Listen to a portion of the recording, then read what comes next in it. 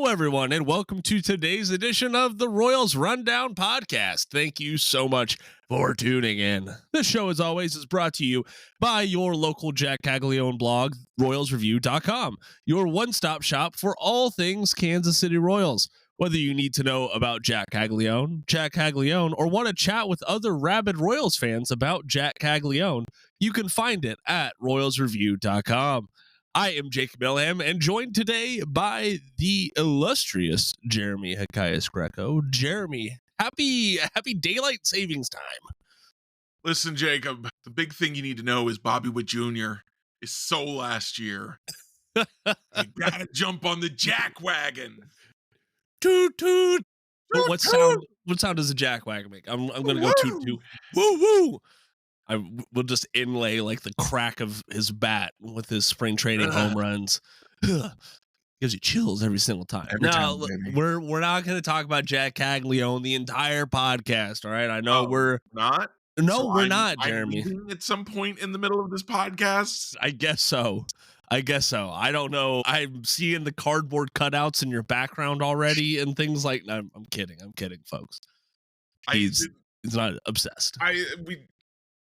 Jacob, yes, we talked about the swing. We did the first home run swing and how beautiful that was. Yeah. Since then, he hit another home run. Yeah, right? That he did. And that one, the swing was just as gorgeous. It was. But one of the beautiful things about that first swing was the crack of the bat was heavenly.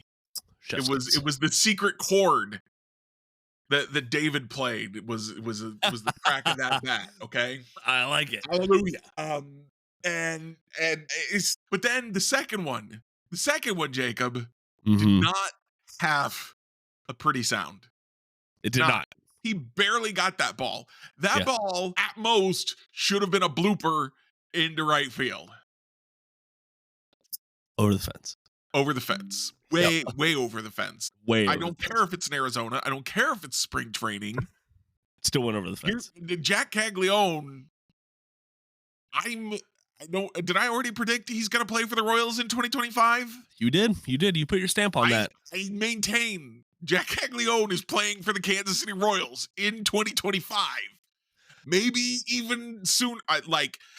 If you had asked me before spring training started, what are the % chances that Jac Caglianone breaks spring training with the major league club? My answer would be 0%.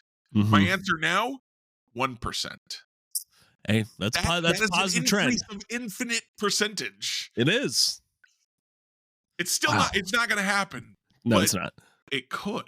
You're telling me there's a chance. And I hate to say it. It's not just us that are just absolutely on top of Caglianone. Like there's a lot of attention on the Royals' first base prospect right now. And granted, it could just be right field prospect. Yes, soon to be right field, which that's what I was about to talk about, because they're number one. I thought we would see more of Cags getting game action in the outfield. Granted, we still have plenty of spring training action ahead of time. We haven't seen it yet, but the Royals have spoken about it, so I'm sure they're working on it in the backfield, things like that.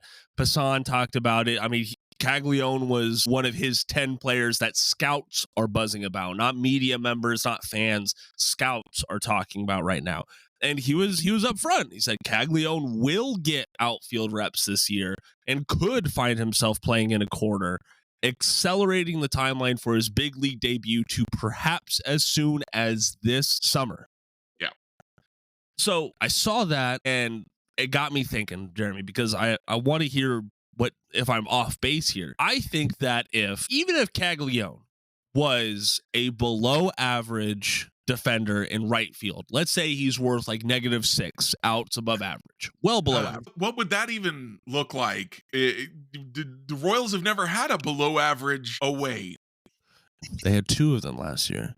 But even taking that into consideration, I think that Caglianone might be the best Royals outfielder on opening day 2025.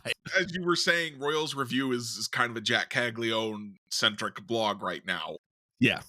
Our own Matthew Lamar, who I greatly respect over there, He wrote that Caglione might be the Royals' fourth best hitter right right this second, right now. And I can't disagree with that.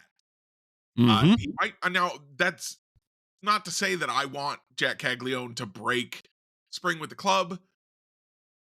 If he's ready, if he continues swinging like this spring and he does not, and he stays in big league camp and he starts seeing more major league pitchers that are closer to season ready and he continues to do this, then we can start to have that conversation. Right.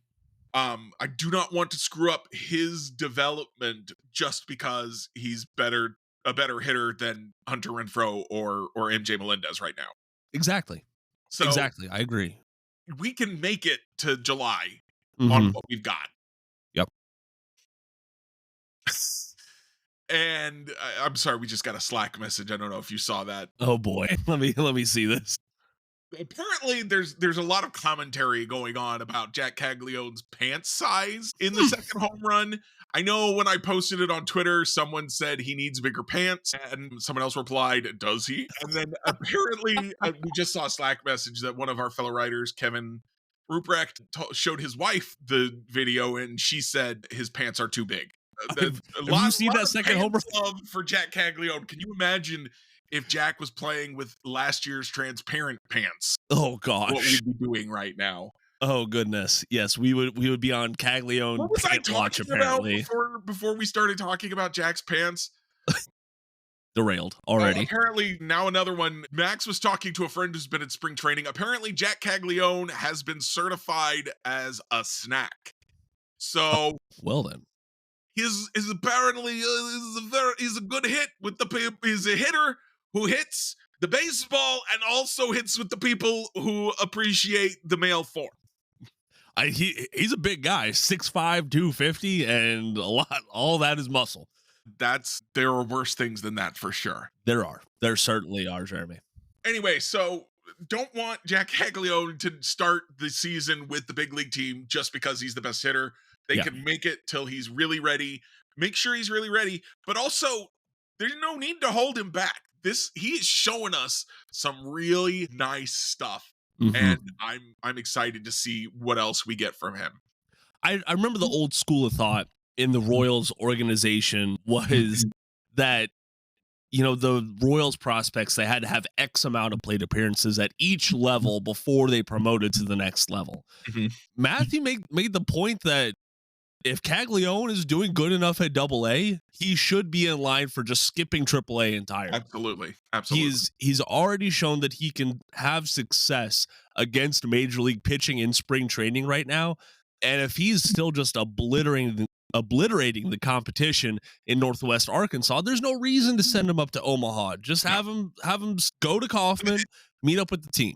That's a thing that top prospects have done in the past. This is not an Adalberto Mondesi situation for anyone who's concerned about that. One of the things that you got to remember about Caglione is he had 3 years of college hitting. This is not a raw prospect out of Latin America. This is not a high school prospect. This is not a 16-year-old. This is a guy who's faced some high quality college pitching. Paul Skeens was in college. If they sent him directly to the major leagues, he would have succeeded. Yeah, probably they kept so. him in the minors for a year and a half. They did not need to keep him there as long as they did. Partly they kept him there because of the service time manipulation. Exactly. So that's what I was looking for. Thank you. You're welcome. So Jac Caglione, there are other guys, not Paul Skeens quality, but major league quality pitching in college right now, and he's had plenty of success, plenty of experience there. So this is a situation where you can be aggressive in promoting him, and if he continues showing you that he's succeeding. Absolutely. And I know spring training stats aren't all that right now. Caglione is going to start this afternoon against the Milwaukee Brewers, so hopefully we'll see more on TV today. Yes, that they are. I'm excited to watch some live Jacks. Yes, I am. I'm very excited for that. That's one reason why we are recording so early today. But I mean, I get it. He doesn't have a whole lot of spring training experience, but man, his numbers are insane. He nearly has a 1,700 OPS with a 444 batting average right now. Like we talk about guys doing what they can to make their case for the opening day roster. Jac Caglianone is doing everything right now that he can to make that case. It's just between Vinny and Salvi being at first base, there's not really any room for him. And Caglianone is one of those guys that I would rather see get everyday plate appearances at a lower level and then make his appearance when the time comes up. I also made the case on Kings of Kaufman that we had the Starling Marte rumors. I thought that maybe if the Royals traded for a Marte, that might extend out Caglianone's runway a little bit, because then you're not then you don't have a reason to rush him in the outfield either, if that makes sense. But we'll just have to wait and see and enjoy the ride while it is. I am sure that whatever level he debuts at in the minors, that you are going to have a big bump in viewership just to watch Jac Caglianone at the plate, and that is a lucky thing for this Royals organization. Do you remember when I was upset about the pick? I do remember that. Have I ever been more wrong? Hey, listen, he hasn't taken a major league swing yet, so I don't want to say that you're wrong yet, but you are looking pretty wrong right now, Jeremy. I'm wrong. Man, I was really worried about. I was worried about his swing tool, about his hitting tool. The power obviously was there. The hit tool looks like it's there too. It does not seem like the strikeouts are a real, like, he will strike out plenty, but it doesn't look like they're gonna hold him back. No, I don't think they will hold him back, and I don't even know how many strikeouts he's had this spring. I don't know because I don't recall it being a major issue during spring so far. So let me pull this up real quick. Yeah, that's more MJ Melendez's thing. Yeah. So I mean, I can't believe that we're talking about all this when he's had 9 at bats, but he only has 1 strikeout though. Yep, 12 plate appearances. 2 walks, and I think that means 1 strikeout. Yep, 1 strikeout. So that's pretty good. And correct me if I'm wrong, Jacob. We did say at the beginning of spring training that one of the few things you can watch that does tend to carry over from spring training to the regular season is walk rate and strikeout rate. Exactly, and that is the case for both pitchers and batters. I'm not counting on a 25% walk rate from Jac Caglianone. Let's see some more at bats. This is still a tiny sample size, spring training or not. And spring training, you need a bigger sample size, but we're on the right path. Yep, that we are. So I'm very excited. I think Royals fans should be excited everywhere about this. But first, I forgot our plug, Jeremy. If you like what we're doing here or are a Kansas City Royals fan, please follow or subscribe to the podcast. We are available on Spotify, Apple Podcasts, and Good Pods, wherever you get your podcasts from. If you want to continue the conversation with us, you can find our social links down in the podcast description below. For all y'all who want to stay off of social media, that's fine. I'm right there with you. You can shoot me an email down below if you prefer that. All right, Jeremy, we're going to take a quick break. Coming up on the other side of this, we are going to take a look at the Royals Saturday games and focus a little bit on the pitching side of things. Plus, we have a couple of injury updates that we do need to talk about, so stay tuned. Welcome to the Royals Rundown podcast. Thank you for sticking around with us. So, Jeremy, it was a split squad day from the Kansas City Royals yesterday. No wins yesterday, but like nothing that I saw that was particularly concerning, I would say. The Royals, not the Royals B team, really. You have Witt, you have Pasquantino, you have Perez against the Rangers, but the Rangers put their best players out there as well, and it wasn't a particularly bad loss. Just it happens, especially when you have Chris Stratton giving up 2 earned runs and Taylor Clark giving up a run in his own right. But the real story against the Rangers was Daniel Lynch IV, who we talk about Caglianone doing everything he can do. I came into this spring thinking that there was no way that Lynch could beat out Bubic for that final spot in the rotation. now a couple weeks ahead of when these roster decisions have to be finalized, I'm sorry, I think there's a real case for Lynch to beat out Bubic, at least from a game level performance standpoint. There's probably some metrics behind the scenes that we're not seeing that the team is going to use to leverage it. But I mean, I love what we're seeing from Daniel Lynch so far. What do you think, Jeremy? I think that for Lynch to pass Bubic would also have to falter. Okay. I think it takes more than just Lynch pitching well. Bubic Okay. hasn't really faltered. So Yeah. I still don't think Lynch has a real shot at the rotation, but he might be pitching his way actually into starting at Omaha instead of pitching in the Major League bullpen to start the year. Right. He went 3 innings yesterday against the Rangers, allowed 3 hits, sure, but only 1 earned run. Let's go ahead and hear from Lynch himself after his outing. Felt good. Felt like I executed my pitches actually really well. You know, the two hits I gave up in the second inning were well executed pitches, just, you know, good pieces of hitting. Berger's a really, really good hitter and put a good swing, and then Pilar just a nice piece of hitting right there. Overall, like I was in a good rhythm. Felt like I was executing well. You always kind of want to just get your feet wet, get back in, and then, you know, I feel like I'm in a little bit better rhythm of kind of like having an idea of what I'm trying to do right now. So it's sequencing is something I can think about a little bit more now. I feel like I'm processing information a little bit better right now, you know, out there and reading swings, seeing what they're trying to do. I mean, I just want to keep getting better. You know, I feel like I'm in a really good spot.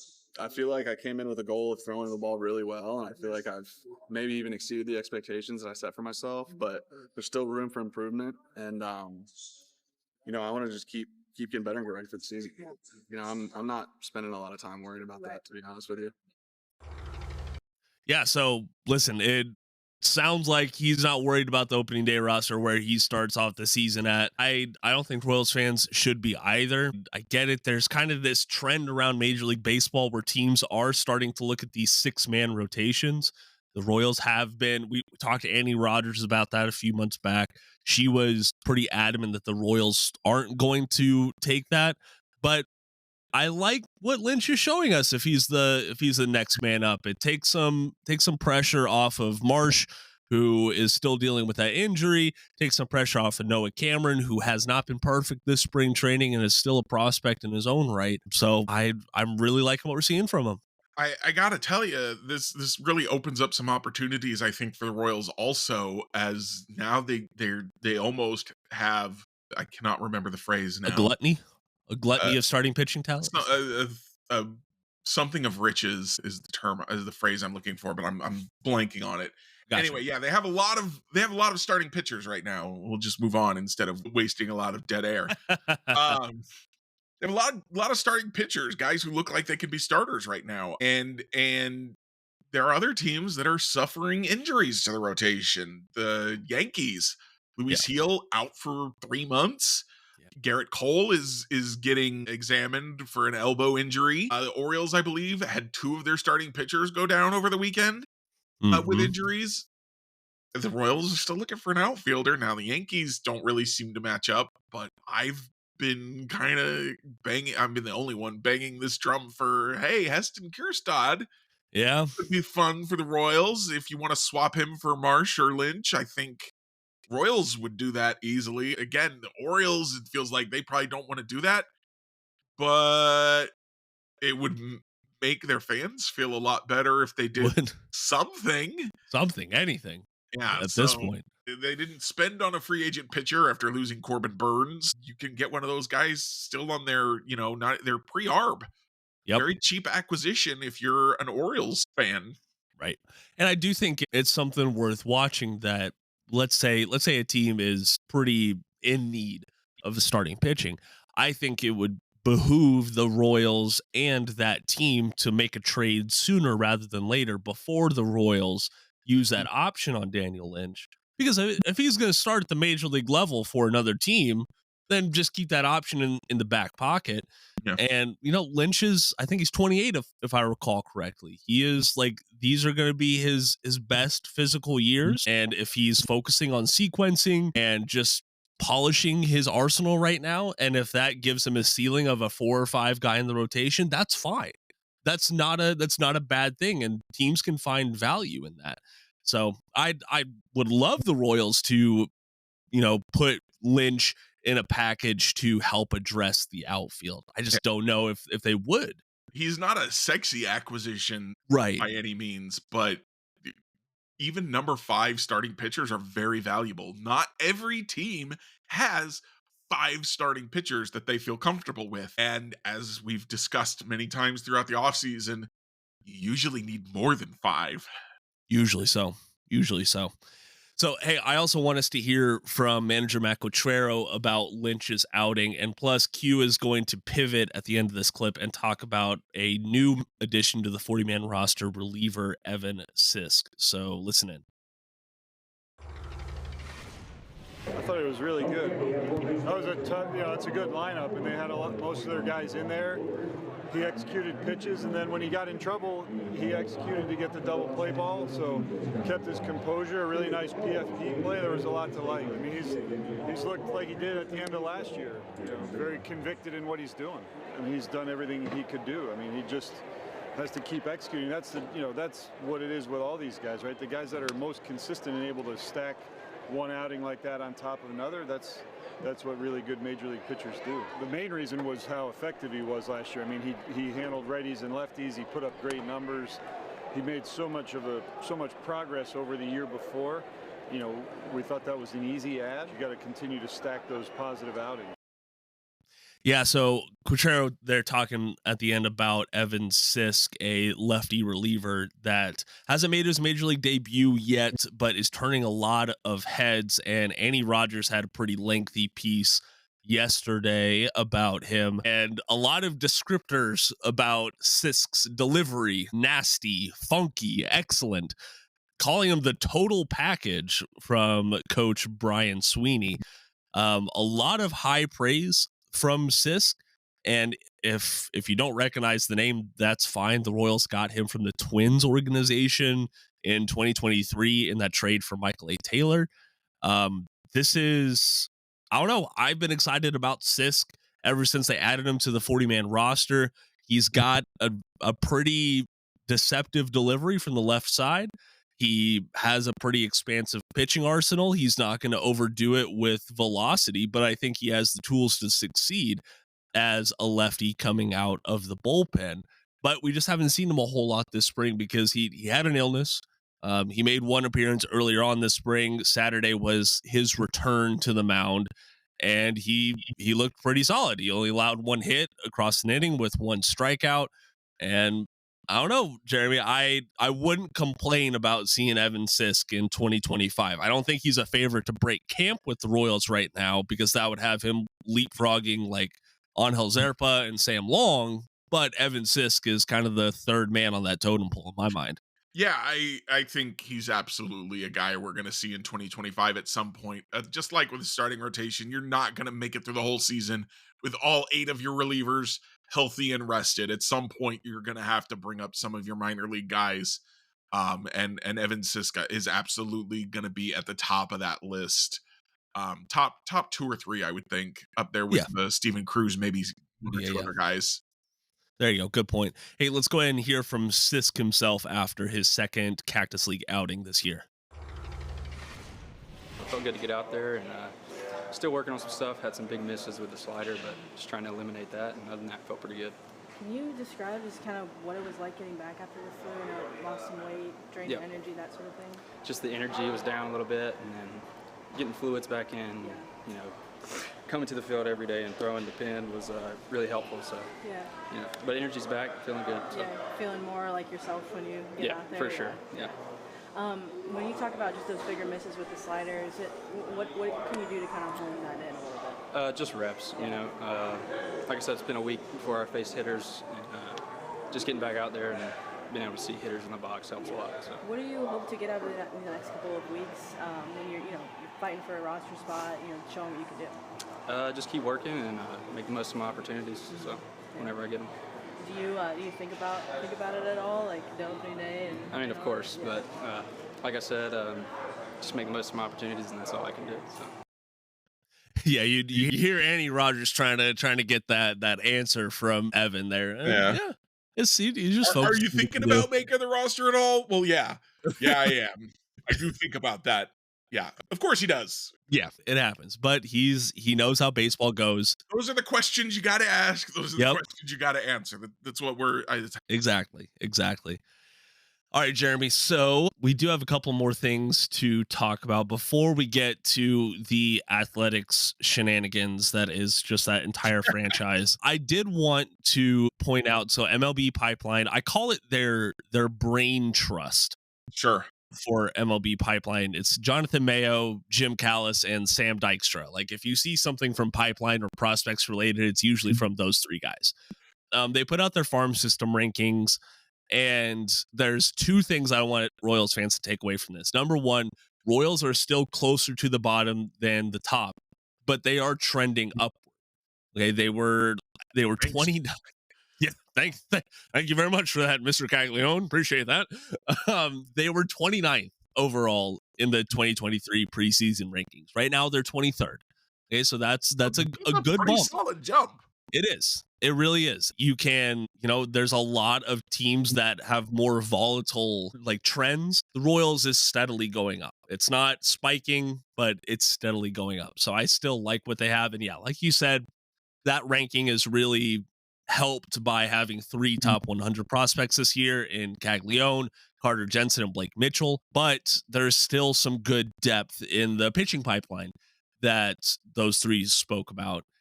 But the kind of a bigger thing that has me a little concerned, not overly concerned, is the fact that in that same vein, the Detroit Tigers went from the 25th best farm system in 2023, and now they are the number 1 overall farm system. Wow. 2025. And they graduated Colt Keith. That they did. But right now they're one of 5 organizations with 6 or more top 100 prospects. Oh my goodness. Who's their number 1 overall? His name is big. I can't remember it though. It's Jackson Jobe. That's right. Jackson Jobe. And Jackson Jobe is the number 5 overall prospect. And then Max Clark is the number 6 overall prospect. Yeah, Max Clark too. Oh my, yeah. Boy. Yeah. Boy. This is going to be a little concerning. They've already got some decent outfield stuff going on. Would they like to share? They would never share within the division. Siblings. Oh yeah, sharing is caring in the division, huh? Yeah, we'll give you Hunter Renfroe. You can have some veteran presence. Oh yes, of and course. We'll take Max Clark. Oh yeah, maybe we got to spice it up a little bit. We'll give him Chris Stratton too. How's that sound, Jeremy? Yeah, I think that's fair. Their bullpen could use a little help. Sure. Yeah. All jokes aside, there's just been an incredible turnaround from that group. But I do also think it points to the fact how quickly that just 1 or 2 drafts can change things for an organization. The Tigers, like, they jumped from 25th to 13th from the 2023 preseason to the 2023 midseason rankings. And a lot of that was from the draft. So the Royals, I'm trusting the processes that they have. I'm trusting the new minds that they have in the room. But I'm just hopeful that we can have a good rise like the Tigers have had. But on the flip side of that, it's not like the Royals had a top 5 system in the 2022 rankings, and it's not like that system turned into a AL Central killer either. Of course, a lot of that was Bobby Witt Jr. being a prospect, but you remember guys like Jackson Kowar, and you remember I try not to.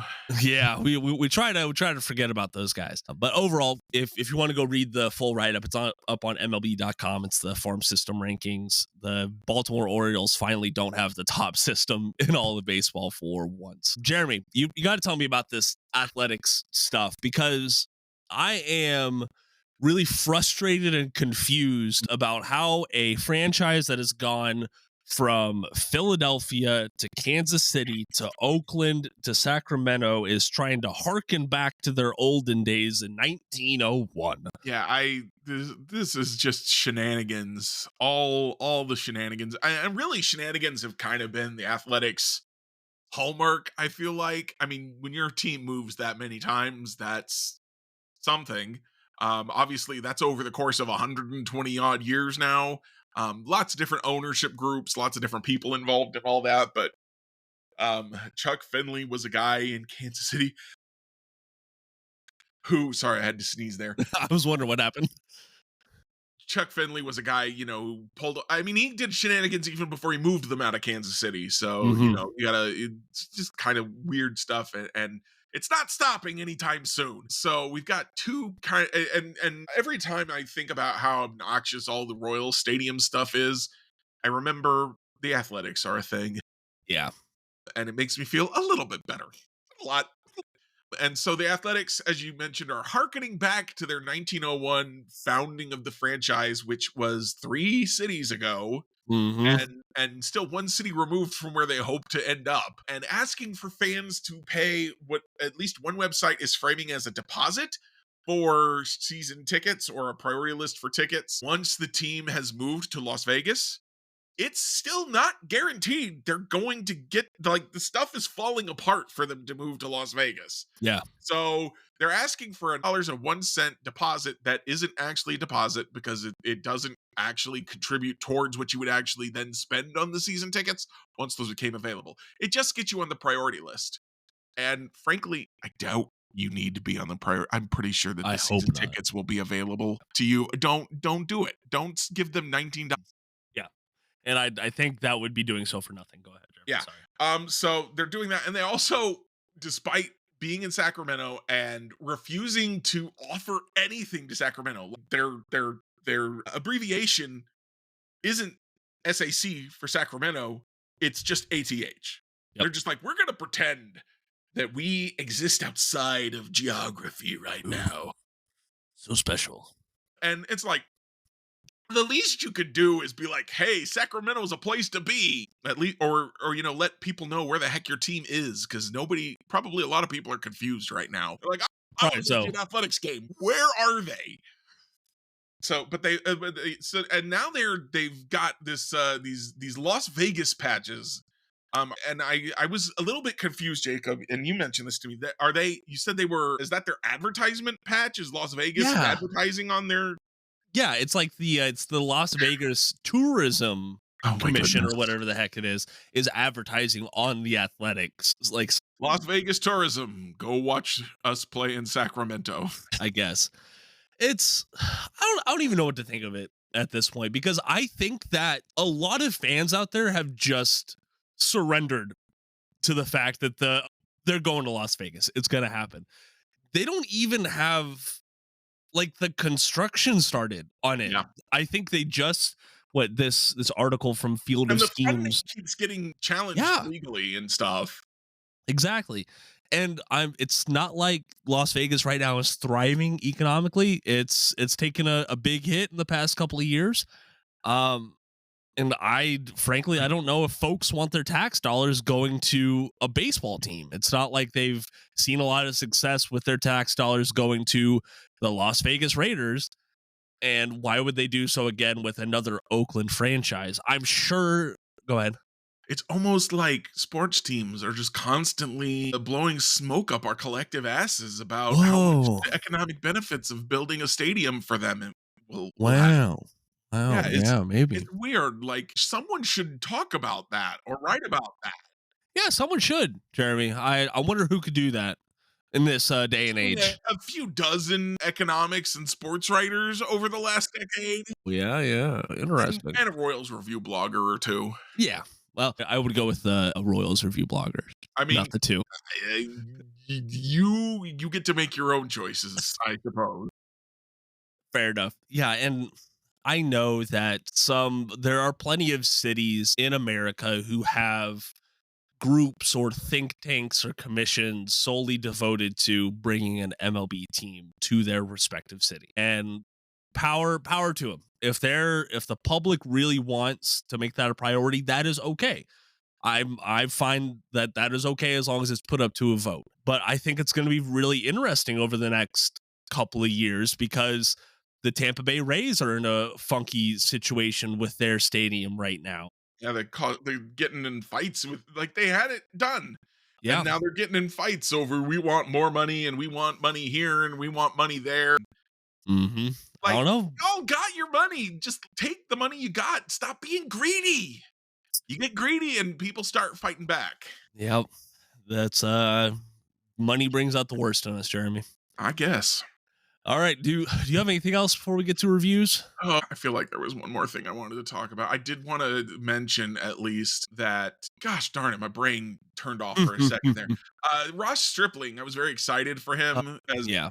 depth for the starting rotation. It is not working so far in spring No. training, so just wanted It is not. to at least mention that.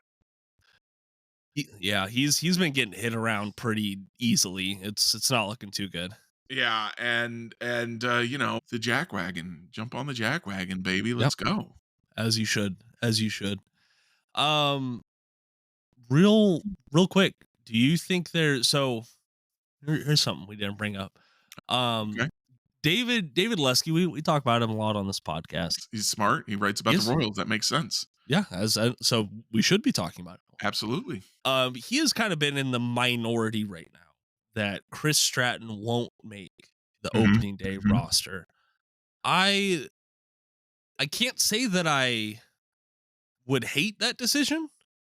Yeah. But I don't know if the Royals would move on from Chris Stratton. You mentioned him in your article yesterday evening. So, I mean, what do you think? Game recap.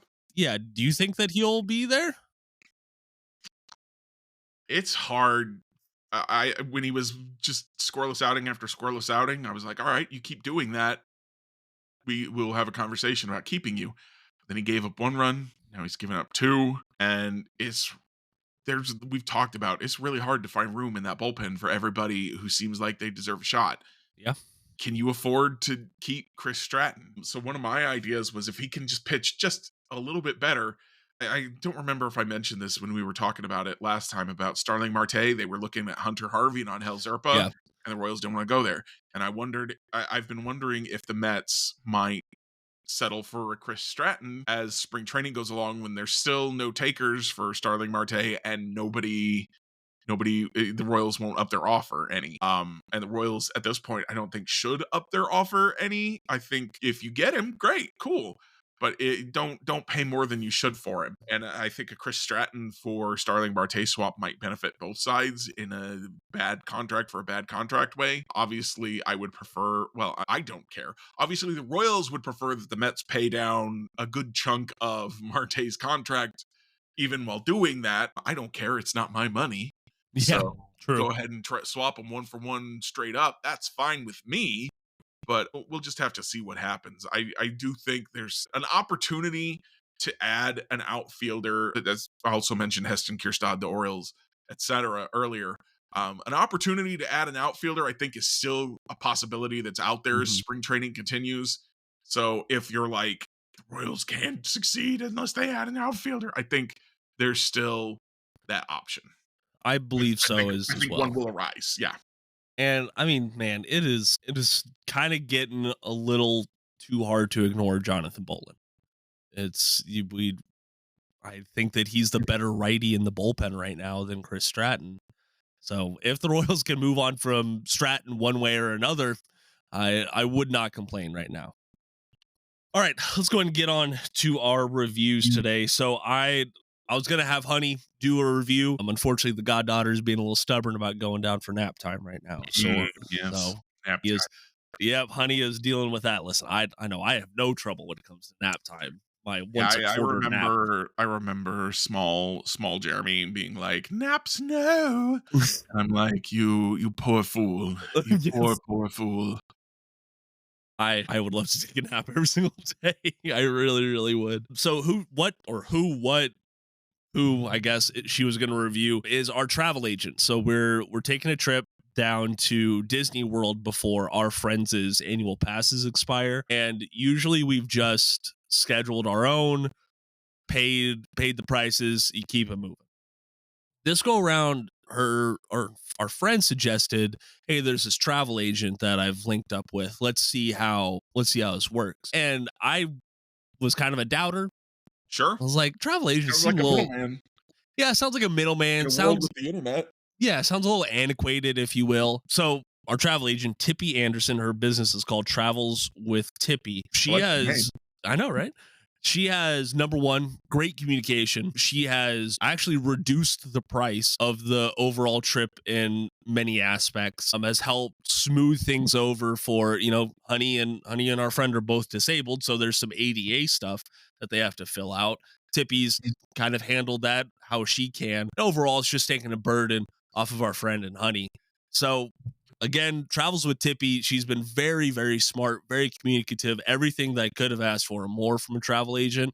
So she doesn't do just Disney World. She does trips all around the country and things like that. So I would highly suggest go link up with her. Her social media link is going to be down in the podcast description below, but we could not recommend her enough. Does she do international? You know what? I think she does international. I think some of her international options are limited though. I would love to take a trip to Japan someday. Yeah. And I was, as you were talking, I was like, man, you know what? I find that whole thing intimidating. It would be a lot easier with a travel agent, probably. Yeah. Probably so. Like, I'm sorry, if I had more disposable income, I'd probably be hitting her up more like, hey, I want to go to New York. Here's my budget. Figure out something for me to do and get there. For sure. I have to give that some thought and find some money for it. Yeah, that too. That's the important part. But over to you, Jeremy. All right. So today I am going to review. You're not going to believe this, Shake.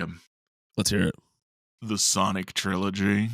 Oh, here we go. Hold on. The game or the movie? Game or the movie? The movie. Okay. The movies. So the Sonic 3 movie came to Paramount Plus streaming within the last couple of weeks. I was like, all right, it is time to rewatch the first two movies and watch the third one. And so over the last week, I watched all three movies. The first one, of course, still lovely. The second one, interesting, is that I really liked the second Sonic movie, but I also thought it was clearly inferior to the first one. And I remember specifically, I did not like Jim Carrey's performance in the second one. But Okay. rewatching the movie, I was super wrong, almost as wrong as I was about the Jac Caglianone pick. That the second Sonic movie is the best Sonic movie, and Jim Carrey's performance is fantastic. So yeah, the Sonic 3 movie, I don't like it as well as I like the other two. It's still good, but also I didn't like the Sonic 2 movie the first time I watched it as much as I do now. So I'm like, let's see how I feel about Sonic 3 when I rewatch it. Okay. They're fun, cheerful, upbeat movies, action comedies. The sound mixing is a little wonky sometimes for some reason, but the graphics are on point. The visuals are pretty solid, and the script writing and the voice, the line delivery is just dead on. There was a scene, I think it was in the second Sonic movie, where our human James Marsden, Tom, the Donut Lord, is sitting in the boat fishing with Sonic, and he's trying to impart some life lessons to him. And he gives him this speech, and man, I can't tell you a dang word of that speech now, but I was sitting there like, that's a good speech. Like, a lot of times when you get those speeches in movies, you're like, okay, you're oversimplifying this, or I don't 100% agree with the perspective that you're offering. That's a very like mainstream perspective. I'm very like individual tailor things to like, let's not generalize too much. Yeah. And it was like, I could see if someone gave me that speech, it didn't feel trite. It didn't feel overly generalized. It didn't feel overly mainstream. It just felt real and honest and like good life advice. Okay. So I should probably like go look it up and be like, what was that again? But just yeah, so the Sonic movies are a good time, y'all. I'm gonna watch the Knuckles TV show with my mom probably also. So I'm looking forward to that. And I gotta say, Idris Elba is absolutely stealing the whole thing with the Sonic movies. Every time Knuckles says a dang thing, I'm cracking up, man. I definitely do think that, because if it's easy to forget that this whole trilogy got started off on a really rocky note with their design for Sonic. Yeah. And I think with how quick and there's two parts to this. There's a quick, swift, and decisive negative response from fans out there like, no, this is wrong, fix this design. But also it took the studio admitting that they were wrong in that, Mhm. but I think that they took it one step further and identified like, okay, fans are devoted to this. Maybe we should go back a little bit more to the source material. You can tell there is a love for Sonic Mhm. in these films. I've got a friend who is Sonic obsessed, Yeah. has been since childhood, who also adores these movies. I am not a Sonic person. I never had Sega stuff really growing up, so Okay.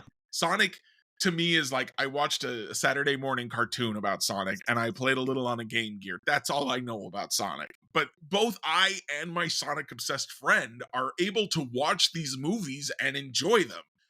That is good movie making. That is paying attention to your audience and not alienating either your built-in audience or the people you're trying to welcome into the fandom. It's really good. I mean, that is a tightrope to walk, and they're managing it 3 movies in. That's even more On the impressive. way, and I've heard only good things about the Knuckles series, so I'm looking forward to watching it. Excellent. Well, thank you for that, Jeremy. Alrighty, folks. Well, that is going to do it for today's edition of the Royals Rundown podcast. We do appreciate you sticking around with us and supporting us however you do. You can follow along with us on social media. Our links are down in the podcast description below. We're definitely most active on Blue Sky nowadays and been slowly transitioning away from the other app. So find us on Blue Sky, please. Well, I'm not slowly transitioning. I'm gone. You did a full stop. If it makes you feel better, Jeremy, I have not done like anything on my personal on Twitter. I've just been doing, if I have to do anything, I look for it through the Royals Rundown podcast account. But best way to find us, royalsreview.com. Just a great community over there, great analysis and insight on all things Royals. So you definitely will not regret signing up for an account there. Or you can subscribe to us wherever you're listening to us at. We're on YouTube, we're on Spotify, Apple Podcasts. Just make sure that you never miss an episode of the Royals Rundown podcast. I am Jacob Milham. They are Jeremy Greco. Thank you so much for joining us. And until next time, go Royals.